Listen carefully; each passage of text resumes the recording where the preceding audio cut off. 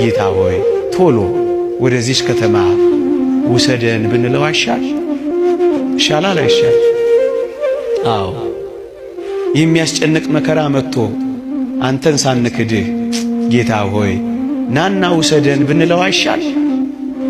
እንዳመን እንዳስቀደስ እንደቆረብ ቤተ መቅደስ እንደተመላለስ የዚህ ዓለም ሐሳብ ሳያታልለን የዓለም ምኞት ሳይማርከን የዓይን አምሮት ሳያስቀረን አንተን ብቻ እያየን ጌታ ሆይ እባክህ ናና ውሰደን ብንለው አይሻል?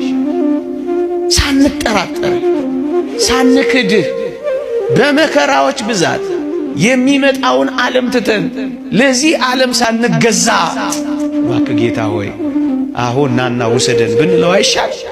እንዳመንነው ብንሞት ንጹሕ እንደሆንን ብንሞት እንዳገለገልነው ብንሞት እንደተገዛንለት ብንሞት እንደፈራነው ብንሞት ናና